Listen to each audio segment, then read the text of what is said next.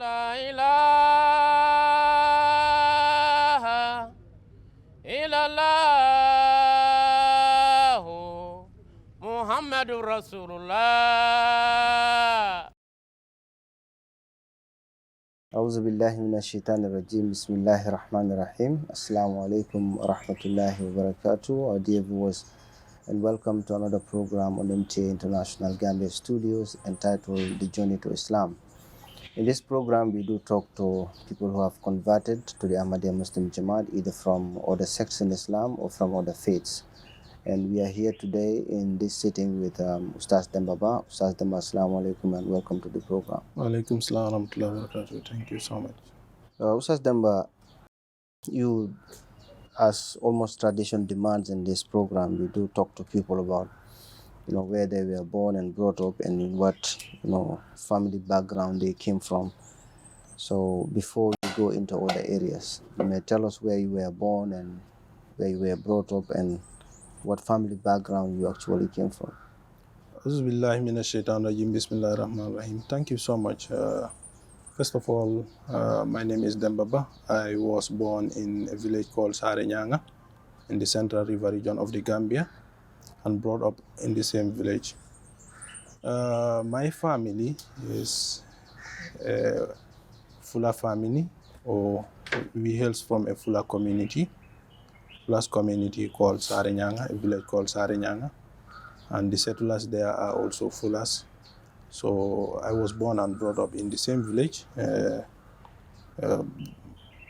and my family, we are 16 children from two mothers. My father was having two wives at the time, and I think we all together were 16. Maybe one half or two have passed away, but then we are all together 16. So out of the 16, only 5 of them are female. Then the remaining 11 are male children. So I was born in that family and then brought up in that family, a Muslim family as well, practice in Tijaniya, and then, but very similar to that of Qadiriya. I was born and brought up in that family. And they are farmers, rearing cattle as well. So pretty much I was born in this family. Thank you very much. You may as well tell us a little bit about your childhood and maybe your educational background living in that family. Yeah, I think in the village normally we are just just like the way village boys live their lives. So I was not an exception of that. I live in the village. I was brought up as a village boy, but then attending school, going to the farm, following the animals to the bush for grazing and many other things. I was enrolled in school around 93, 94, somewhere around there. And primary school, attended Kerset Maram Primary School. Then from there to Kunta Fulakunda Upper Basic School. And then from there I attended also Brikamba just for some few months, Brikamba Senior Secondary School, then to Amite Senior Secondary School. And I think completing Amite Senior Secondary School 2009, that's the year I completed. But as far as I can remember, growing up in the village, you were multitasking. Your work, your duties, assignments. As a young boy, you go to school. From school, you go to farm. From farm, you go to the animals. So these are all things that we used to do. Even during school days when we closed during summer, I remember very clearly that we used to go follow the animals for a period of, during the summer, for a period of 3 to 4 months, following the animals. And that's it in the village. That's the way we grew up in that village. Thank you very much. People do tell us that, for example, before they became Ahmadis, there was some point in their life where they feel that there's something that they have to change, or something they need to adopt something new or another way of life. Do you ever, have any of that? I think many people have been thinking like that in the village, and we have some people who are, or you can say that they inspired a lot of young boys even nowadays. For example, we have one brother called Demba, the same father. So he was the first person in that village to attend formal education, or like secular education in the village. And today he's a doctor in climate change and you know related to climate. So I think he motivated many people, and he tried his level best to help them. And I think I also happens to be one of them.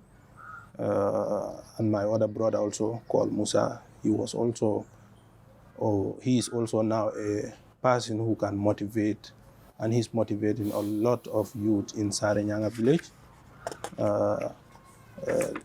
Basically, nowadays people look up to them sometimes because of their education, because of what they bringing back to the society. That people are looking up to them. So I think they are learning from them, and I think generally people look up to them because they're doing well in society, and they're helping the society where they came from, and they are educated as well. And I think everyone want to be like them. So they motivated people in the village. And now we have many people who are in different fields. The teaching field, we have from the health field and many other places. So, and universities as well. They are being motivated by those early people, or those early brothers who have gone to school and then have shown us the way. I think that is quite important. Like the like of Demba and Yes. and Musa. Musa, yes. Yeah, when was it that you have your family have an introduction to Ahmadiyya? Introduction about Ahmadiyya.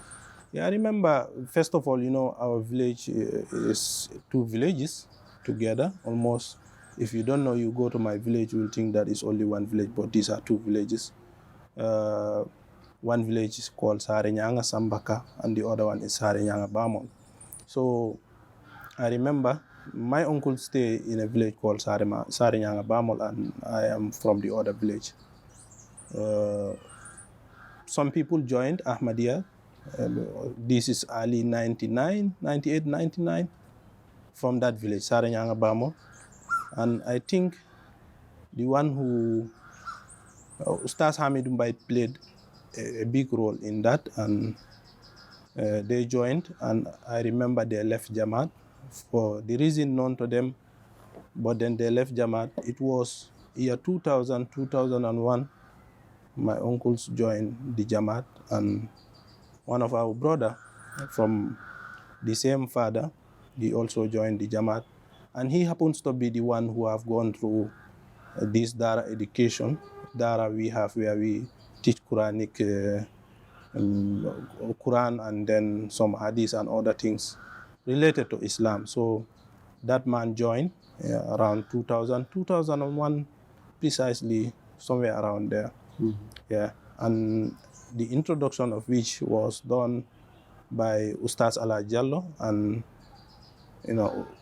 Ustaz Hamid Mbai, of course, came with the name Jamaat there, but then Ustaz Ala Jallo used to go to Makati. He will learn something. When he comes back, he will teach them, because they were all in the same Dara initially, attending the same Dara with Ustaz Abdurrahman Jao. But whatever Ustaz Ala Jallo learns in Makati, then Ustaz Hamid Mbai, he will come and teach them, Ustaz Saiduba, Ustaz Abdurrahman Jao, and Ustaz Ahmaduba. So he will teach them, and from there, I think a time came, they decided to join Jamaat. Jazakumullah, Ustaz Demba. We have heard now the how Jamaat was introduced to your family back in the 90s. You know, Ustaz Hamidumbai was the very famous person. Yeah. In every village you go, almost you will have one or two people who will tell you stories they have with him. You know, he has really gone to almost every village in this country to make sure that the message of the Messiah of the age reached there. And it is not surprising that he was also who brought the message of Jamaat into your village. But then, what you have told us that Usai Alai Jallo accepted and others, you know, who are also outsiders. But what would we say we could cite as to the reason why they accepted? Because you have said you are from Tijani background, and maybe some of them also are from Tijani background or from other sects. Yes. Always people, it's difficult to change, especially when it comes to religious affiliation. What was it that, you know, motivated those people, or what was it that motivated you and others, you know, to come to Ahmadiyyat? I think I can say them because I later joined on 2009. But they were motivated because they were digging in many places, they were yearning for knowledge, right? And now they come across somewhere that they can learn. And they started learning from Ustaz Hamidumbai, who was teaching them new things, and this was obviously new things to them. And it so happened that even their Ustaz, the one who was the Marabu who was taking them, at one point in time he joined Jamaat, but he left. But when he joined and he called them that, you know what, this is the way. Me, I may not be able to handle, but this is the right way. So they stick to it, and that's what they were looking for. I think they were motivated by that scholar, and up till now, that scholar is still around. He's having his, his students, taking them, but he don't go against Jamaat. Like, he is not a member, but he don't talk about Ahmadiyyat. So I think he motivated them. He gave them that courage that this is the way, so you stick to it. I cannot stick to this. The reason best known to him. Yes. What were maybe the initial challenges people faced when they, or you, your family faced when you finally became Jamaat members? Because most people tell us when they became Jamaat members, it's like a father will say no, a mother will say no, or sometimes other relatives will say no, and then there would be, you know, disagreements within the family, and sometimes it goes up to fights. Others even went, you know, as far as going to courts and other things. For our family, it happened, but you can say it happened within the village, but also not at large scale, right? My father initially, when my brother accepted Jamaat, he was alone, and when he accepted Ahmadiyyat, I remember I was very young, but I was always close to my father. So he told my brother one day, what you are in, I think you have to decide and leave that. So my brother told him, I think I've learned, and then I know that these people, they stand on truth, and I don't think whether I will leave that. Then my father told him, then we'll speak more about this. So it so happened that the mother, our elderly mother, she was also part of the conversation. She told my father, no, you leave him, let him be free. I think you don't have to disturb him of what he believes in. In the end, he is the one who have gone through formal Islamic education. So if he have entered in something, I don't think whether he just entered there for the sake of entering, but he must have seen something there. That's why he accepted Ahmadiyyat. And I think my father also didn't press him that much. It so happened that after some time, somewhere around 2002, my father passed away. Then for him now, he was trying to get the younger brothers in Ahmadiyyat, which he was able to do because he spoke to my brothers, my two senior brothers who I shared the same mother with, and initially they didn't join him, but especially the elder brother, my elder brother from the same mom. He hated my senior brother from the other mom regarding Jamaat so much so that he told him, do not talk to me about Ahmadiyya. But my brother kept on talking to him about Ahmadiyya.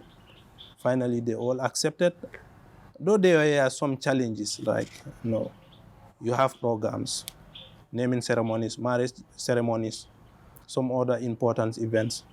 You call people, they will come, but we have ustazis, Ahmadiyya ustazis, like Ustaz Dawda Cham was there, but it didn't happen, or even if it happened, it cannot be compared at the time of Ustaz Ibrahim, because Ustaz Ibrahim is also a Fula, Ibrahim Ba senior.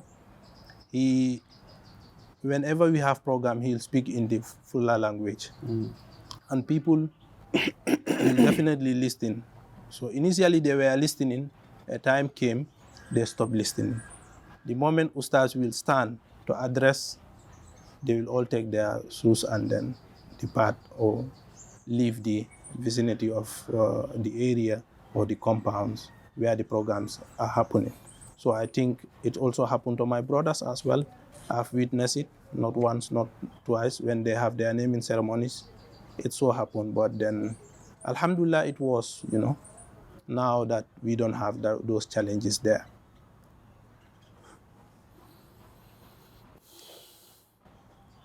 Jazakumullah. And maybe we have about 10 minutes to go. But it's always when a person change religion, sect, let me say, within Islam, when a person change sect, there would be also some other things that they adjust to keep up with the nizam or the things that Jamaat do. And in Ahmadiyya, people who are converted always do tell us that they were doing some certain things, although they were Muslims, but they were doing some certain things before they join Ahmadiyyat. But when they join Ahmadiyyat, they got to understand that, okay, these things are not in line with Islam, or these things, even though they might be accepted, but as Ahmadis, we should not do them, to avoid any confusion. You tell us maybe it's from your family or yourself or brothers who, have been doing certain things, but when they join Jamaat Ahmadiyya, they have to change and adopt to the values of the Jamaat. I think one important aspect I would like to cite, which have contributed to me thinking about Ahmadiyya so much so that before coming to here, was about Ustaz Hamidumbai. Ustaz Hamidumbai used to go around in Fula communities. In my knowledge, he used to preach to Ahmadiyya to every compound, house to house. He used to come to my father. They were friendly, talking to him about God said, the Holy Prophet said this and that. So, my father they will discuss. And I can remember when he used to come to the village, he will wear white salwar kameez, white clothes, top to down. He will put the white turban on, and then have his handbag with him. He will move from one village to another, conveying the message of Ahmadiyya. And I think when my father see him off, he was going to another village, Sanda, deep inside. My father see him off. When he came back, I asked him, so that this man don't have anything to do. This is work. He don't have any other work. As my father signaled me and said, stop. These people are godly people. So I think that still now that keep on ringing in my mind, honestly. And so even though your father was not an Ahmadi, he regarded Ustaz Hamidumbai as... But I may say, the difficult part of, you joining Ahmadiyya, being from a Tijaniya community, especially the elderly ones, is the most challenging thing. People don't easily just leave Tijaniya and join Ahmadiyya or join any other sect. That you can go around in Senegal, in Gambia, you go around. It's very difficult and very difficult to find. So maybe that might be the reason my father did not, at one point in time, he was not given that much, Oh, he lived for 70 something years, getting to 80 years. That's a good age. But if he was to live more than that, I believe he would have one day joined some of his sons. And I remember our brother, one of our brother called Yero, the elder brother of Ustaz Ahmadu, the one who first accepted Jamaat. I think when he joined Jamaat, he's late now, may Allah the Almighty have mercy on his soul. When he accepted Jamaat, and I think there were some challenges, people could not believe that he have accepted Jamaat because, the society, even up to Senegal, people know him. They could not believe that he joined Ahmadiyyat. But then in the end, he joined Ahmadiyyat. He used to attend Jalsa's functions, and he bear some of the challenges that comes on his way. And I think Ahmadiyyat have changed most of us. Myself, my brothers, and so many people nowadays in my village, if you go to my village, especially the young ones, most of them have accepted Ahmadiyyat. The majority, you can say, the young ones. I'm not talking about the elders, but the young ones, people of my age, and then, many have accepted, or a little bit junior than me, many of them have accepted. And I think if I have changed the community of Sarinyanga village, so much so that before, when I was growing up as a village boy in Sarinyanga, when you go for prayers as a child or as a young boy, sometimes you are even driven away. That's, no, this is not for you, you cannot pray, you cannot come to the mosque. But I think when Ahmadiyyat came, all those things were put to stop. Because Ahmadiyyat, be it a child, children, young age, 2 years, they go to the mosque and they pray. And nobody will ridicule them or tell them, go, this is not for you. They practice. And I think that's why we don't compromise with prayers. I mean, sometimes human beings, the nature of human beings is just that we are weak. Sometimes prayers, you feel short of your prayers, and then you again come up with energy, you charge, and then continue again. But then, compared to before, where we used to follow the animals, from day till evening, we don't mind about praying the 5 daily prayers. I think even in the farm now, when somebody is at the farm, when it's time for prayers, they stop what they are doing and they offer their prayers. And this is not only Ahmadiyyat now. This is all the village, you can say, almost all the village. The young, the elderly, they are all engaged into their 5 daily prayers. I think that is a very important change the Jamaat have brought to my village. And I believe now it's a kind of competition, even when the Ahmadiyya Ustaz is taking the children. Some non-Ahmadis are sending their children as well to the Ahmadiyya Mission House. But then some are trying to bring Ustazis from outside to teach the village children basic Quran and Hadith of the Holy Prophet Sallallahu Alaihi Wasallam. They try to copy. That's good. It was happening, but not at that scale compared to when Ahmadiyyat came to my village. Jazakumullah, Ustaz Demba. We have few minutes to go, but nonetheless, there's that point you make mention of where children will be driven out of mosques. We have one imam in our Jamaat, that's Jamaat Ahmadiyya. That's how exactly he said they became Ahmadis, he and some other friends. They went to non-Ahmadi mosque. It was during Ramadan at night. They were making some noise, and then always they would drive them away.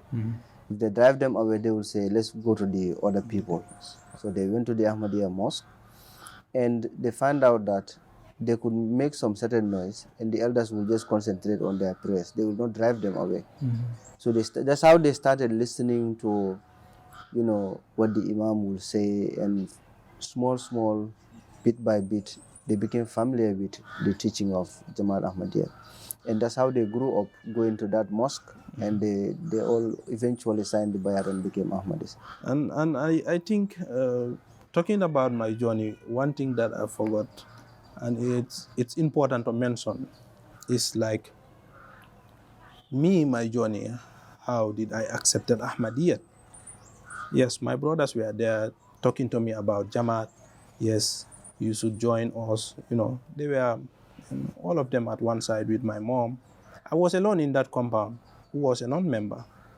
So I think this happened from, I can say, somewhere around 2005, 6, 7, 8. I was still stubborn. You know. But around 2009, I determined that I should join. It happened on Eid day, as they were taking bath, going to their Eid Ga, the Ahmadiyya Muslim Ga. I was also preparing myself in my room, getting ready to go to the non-Ahmadis. Just suddenly, I saw all of them going in one direction, and I am also about to go to one direction. I just analyzed, I said, okay, if these people are going to hellfire, Nauzubillah, if I get paradise, will that benefit me? I think that was the turning point, and from there I joined. I went and offered my prayers at the Ahmadiyya Mosque.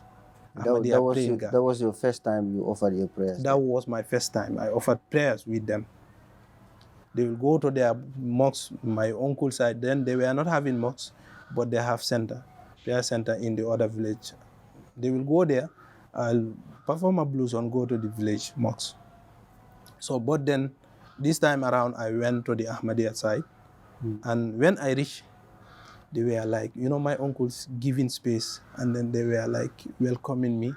And for them, they are surprised. Am I an Ahmadi?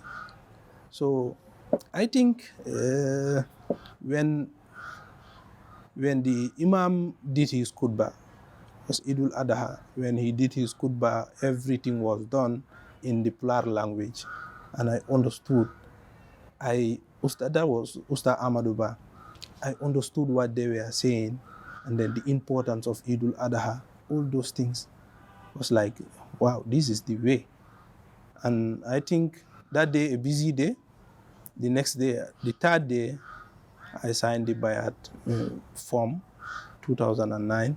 And I think since then, I engaged myself in reading books like Jesus in India. It's the first book, though, in Jamaat book. It's the first book I read. Jesus in India and the Muslim Prayer Book. These are the first two books I read in my life before accepting Ahmadiyyat. A time came in my life, I went up to an extent that I got one Bible from the school, MTA Senior Secondary School, from a colleague, a friend. And for one reason, I fell in love with the Bible, going through, reading some, what God says about people, what happened to this man. I built the interest, but when I went to the village, I went with that book. My mom's asked me. I said, this is Christian's book. He said, if you go, just return it for the sake of peace. If you don't return this, you will see. And I went, I returned it. But then, to me, Islam, I think Ahmadiyyat came to rescue Islam. So therefore, why not? We all joined. And in the end, I was lonely.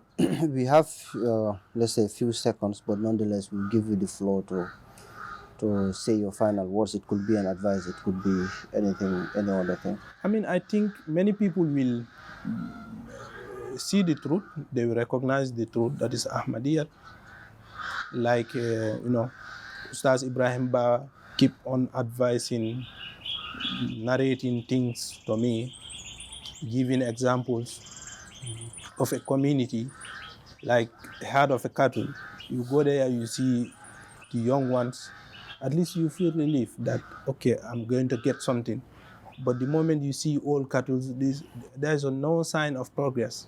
And Ahmadiyyat is like that, The elderly may not accept Ahmadiyyat because what they have found and their way, their journey, the place they have gone to, living that is going to be difficult for them. But the young ones, I think they should not hesitate to accept. If they feel, they study, they do their finding, they feel that Ahmadiyyat is the truth. Even if they are going to be sent away, let them accept Ahmadiyyat. I remember this boy in our village, and still I envy him. He was even sent out from his house because of Ahmadiyyat. When he joined, the father sent him out from the village. He went to one of our ustaz. for record purpose, I may not want to mention his name, but then he went to that ustaz. When he went there, he stayed there for some days, and I think they went to the village. They went together. Then the ustaz discussed with the father. The father understood, and now mutual respect is there, you know. He goes to Ahmadiyya mosques, and the father goes to the non-Ahmadis. So this is the determination we have in some of the young people who see Ahmadiyya to be a true sect in Islam. So they accepted it, and they don't compromise. I think faith is a thing that we should not compromise when it comes to faith. And it is the direction or the directives of Allah the Almighty in the Holy Quran. Only compromise with what does not go contrary to your teachings, religious teachings. But don't compromise with something that have direct attack on your religious teachings. I think the youth should not compromise that, be they their father, their mothers. When it's about God, no. Let us not compromise that. Yeah. Jazakumullah, Ustaz Demba. And dear viewers, this is all what time allowed us to discuss here with Ustaz Demba, and we have heard his story. We pray that those who have not yet accepted the message of the Messiah of the age, that Allah subhanahu wa ta'ala open their hearts and minds to accept this message of the Messiah of the age. And we also pray that Allah subhanahu wa ta'ala save us from the calamities of this world until we come back here with another person and another story. Assalamu alaikum wa rahmatullahi wa barakatuh.